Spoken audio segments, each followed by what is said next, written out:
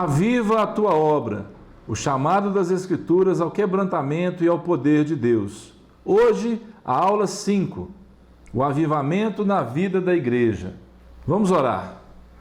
Pai querido, nós somos gratos ao Senhor por todas as coisas, Deus. Direciona mesmo o nosso coração, Deus, para o aprendizado. Direciona, Deus, o Teu Espírito para realmente nos conduzir, Deus, a entender as Tuas Escrituras, Pai. Que nós possamos, Deus, ter discernimento e possamos nos alegrar com aquilo que aprendemos a cada dia contigo. Obrigado, Deus, pelo Teu Espírito Santo. Obrigado, Deus, pela igreja local. Obrigado, Deus, pela igreja do Senhor em todo o mundo, papai, que tem Te buscado, que tem clamado, que tem buscado mesmo, Deus, a direção do Teu Espírito. Muito obrigado, Pai, em nome de Jesus. Ao longo dos anos, a igreja experimenta avivamentos por meio do batismo no Espírito Santo e da atualidade dos dons espirituais. Olha o versículo da lição. Todos ficaram cheios do Espírito Santo. Vamos repetir? Todos ficaram cheios do Espírito Santo e passaram a falar em outras línguas. Segundo quem? Segundo o Espírito lhes concedia que falassem. Ora, estavam habitando em Jerusalém judeus, homens piedosos, vindos de todas as nações debaixo do céu. Vamos lá então para a introdução. Vamos ver o que a lição tem para nós. O avivamento, ele traz vida à igreja local. O que mais? Ele dinamiza a obra da igreja. O evangelismo, as curas, ele traz dinamismo, ou seja, uma força a mais. O que mais que o avivamento faz? Ele glorifica a Cristo. Vamos ver o que mais que o avivamento tem para a gente. Ele unge os servos de Deus, é através da unção do Espírito Santo. E ele autentica o ministério cristão, ou seja, ele vai validar, ele vai dar um suporte, ele vai dar um apoio para o ministério cristão. O avivamento também, vamos ver aí, ele traz um compromisso, primeiro, espiritual, e depois qual o compromisso que ele traz também? O compromisso social. Mas cuidado com as obras da carne. Um outro cuidado que nós temos que ter também, os valores opostos ao verdadeiro evangelismo. Porque nessa história de avivamento, muita gente traz as suas vontades, os seus problemas, as suas formas de agir, mas não é assim que funciona o avivamento. A direção precisa ser primeiro, antes de qualquer coisa, e continuar sendo do Espírito Santo. A igreja primitiva foi bem sucedida, pois estava sob o domínio do Espírito Santo. Glória a Deus por isso. Já a igreja do século 21 precisa viver assim e cultivar os dons espirituais, negando a doutrina do cessacionismo. O que é essa doutrina do cessacionismo? É que os dons, o batismo com o Espírito Santo, o mover, acabou. Aquilo era só para a época dos apóstolos. E tem um monte de outras coisas que são faladas que vão entrando no meio da igreja para contaminar o povo. Mas eu quero te dizer uma coisa, queridos. O Espírito Santo, ele é real. E ele é, mais do que nunca, necessário e atual na nossa vida. Olha o que a palavra diz. Jesus diz assim na sinagoga: o Espírito do Senhor Deus está sobre mim, pelo que me ungiu para evangelizar os pobres, me levou para pregar o evangelho aos quebrantados de coração, trazer o óleo de alegria ao invés de pranto. Aí agora nós vamos para o livro de Atos. O que fala no livro de Atos? Pois para vós outros é a promessa, para vossos filhos e para todos os que ainda estão longe. Isto é, para quantos o Senhor nosso Deus chamar. Então nós vemos o seguinte: os discípulos perseveravam em oração. A promessa se cumpriu. Com Jesus ela veio através do que ele disse na sinagoga aquele dia. Nós vimos na aula passada. O Espírito está sobre mim. O Espírito do Senhor está sobre mim. E agora no livro de Atos, aquele Espírito veio sobre aqueles homens e batizou todo mundo ali. O batismo no Espírito Santo, ele precisa de algumas coisas para poder realmente funcionar, para poder ser efetivo, para poder... Então, quais são essas coisas? Primeiro, arrependimento. Depois, fé. Depois, ele traz salvação. aí sim precisamos da obediência e da santificação. Mas, mais uma vez, eu digo para você, cuidado, o batismo no Espírito Santo e a salvação são duas coisas totalmente distintas, tá bom?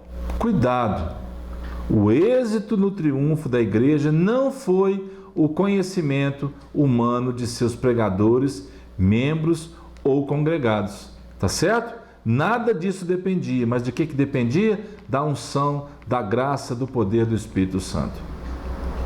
Do ponto de vista histórico, a igreja passou a existir no dia de Pentecostes. Isso ocorreu sob a atuação direta do Espírito Santo. O tabernáculo foi consagrado, por exemplo, pela descida da glória divina, e a igreja foi consagrada pela descida do Espírito Santo. Esse foi verdadeiramente o maior avivamento da história humana. Após o Pentecostes, a igreja apostólica pregava na autoridade do nome de Jesus, na unção e no poder do Espírito Santo. O que acontecia? Havia perseverança na doutrina, na comunhão, na oração, no temor. Haviam sinais, haviam maravilhas acontecendo, além do cuidado para com os irmãos carentes. E o livro de Atos é bem claro, ele diz que eles tinham tudo o quê? Tudo em comum. E isso é bom quando nós temos tudo em comum, para a gente entender o propósito de Deus para cada um. Olha só o que a lição fala. Cada pessoa que participa da vida de Cristo tem um papel vital em seu plano para a igreja. Os dons e os ofícios podem diferir, mas cada um de nós possui uma função única. Um ministério avivado, por exemplo, ele é um ministério que está cheio de algumas coisas. A leitura da palavra, salvação dos perdidos, libertação dos cativos, cura dos enfermos, louvor e adoração. A aprovação de Deus para o ministério não é através de instrumentos formais acadêmicos, por exemplo, hermenêuticos, ou mesmo homiléticos, ou exegéticos. Não, é a unção que vai resolver todas essas coisas. Olha o que a palavra diz. E eles, tendo partido, pregaram em toda parte, cooperando com eles, quem? O Senhor, e confirmando a palavra por meio de quê? De sinais que se seguiam. Está lá em Marcos 16, 20. Boca no trombone de hoje, eu quero compartilhar com você duas perguntas, como a gente tem sempre feito em cada aula. Duas perguntas para mexer com você. Duas perguntas que eu quero dizer que primeiro mexem comigo, tá bom? Depois, quando eu falo, mexem com você, talvez, mas comigo já mexeram primeiro. A primeira pergunta de hoje: como está o seu relacionamento com o Espírito Santo? Você tem relacionamento com Ele domingo? Ou só no momento que você recebe a oração de alguém? Ou só quando você vê uma palavra pelo YouTube? Eu quero te encorajar, querido. Tenha um relacionamento presente, vivo e eficaz com o Espírito Santo. E a segunda pergunta: você compreende o que quer dizer viver debaixo da unção de Deus? Da unção do Espírito Santo? Da unção da graça do Senhor? Você compreende isso? Se não, peça ao Senhor para te mostrar. Peça ao Senhor para você experimentar o que é viver debaixo da unção. Depois que você se converte, o Espírito Santo começa a mudar a sua vida. E olha só que interessante. Você se converteu. Você não sabe nada praticamente da Escritura. E você agora começa a caminhar com o Senhor. O que vai acontecer com você? É como se o Senhor pegasse uma placa e colocasse na frente de você, como se você fosse um estabelecimento. Ele vai dizer para você: agora você está sobre nova direção. Para quê? Para escrever uma nova história. Debaixo de quê? Da unção e da graça do Espírito Santo de Deus.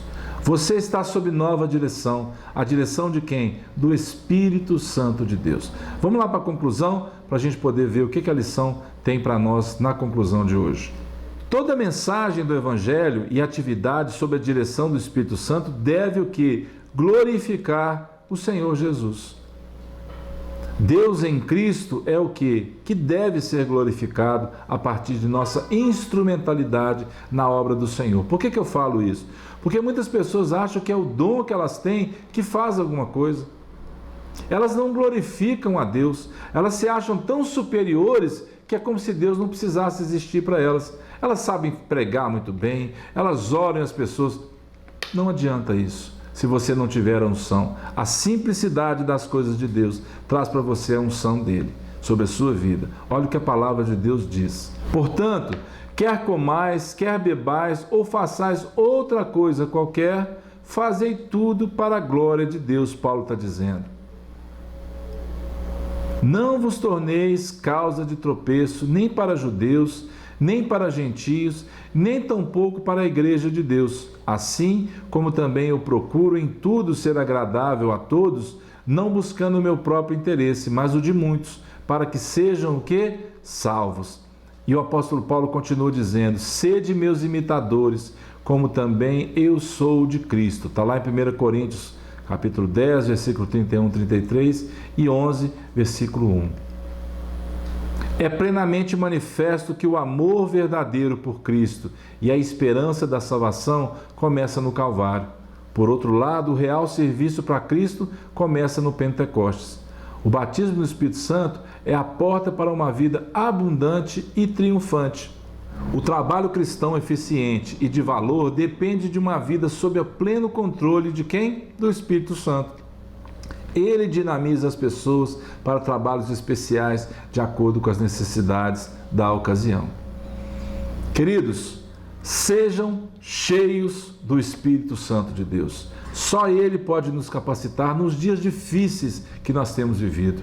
Nos dias onde nós precisamos do discernimento do Senhor, na educação dos filhos, no casamento, nas finanças, na vida do dia a dia da igreja, nós precisamos, talvez como nunca, da direção do Espírito Santo. Por isso, o dinamismo, o avivamento na igreja. Semana passada nós vimos na vida no ministério de Jesus. Hoje, na igreja como geral, todos foram cheios do Espírito Santo. Olha só o que o Espírito Santo fez. Levou para Jerusalém pessoas de todas as nações debaixo do céu. Só Ele poderia fazer isso. Por isso eu te digo, se você está ouvindo essa aula, se você está compartilhando essa aula, você está ajudando a que todo o reino de Deus seja expandido através das coisas que Ele deixou para nós. Que o Senhor te abençoe. Fique em paz, até a próxima, em nome de Jesus.